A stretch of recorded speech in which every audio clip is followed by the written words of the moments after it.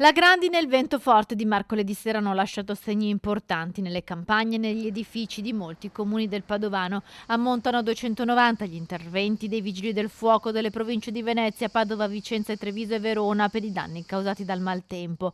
A Padova sono già stati eseguiti 90 interventi, altri 20 sono in fase di risoluzione. Tra i comuni più colpiti della cintura urbana anche Vigo d'Arzare, dove il soffitto di una palestra è completamente crollato. Alle sue spalle quello che rimane della guaina del tetto. Il tetto che è volata dalla parte opposta sul palazzo di fianco, quindi una forza incredibile del vento, ha tolto via anche la grondaia che era dalla parte opposta dello stabile, quindi è volato via tutto. Fortunatamente, visto il meteo, il proprietario mercoledì sera aveva chiuso la palestra in anticipo, altrimenti il soffitto sarebbe crollato con le persone all'interno. Ho trovato un cumulo di macerie perché il tetto è volato via, il controsoffitto si è riempito d'acqua e quindi è crollato praticamente sopra le macchine, soprattutto qui c'erano 50 cm di macerie, quindi tutto l'impianto elettrico,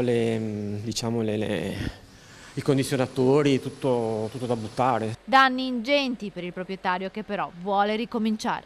3 anni di Covid, cioè 2 di chiusura, 1 di restrizioni, quest'anno era l'anno della ripresa e quindi finalmente potevamo star più tranquilli ed è arrivata questa, cioè che non ci voleva proprio, insomma.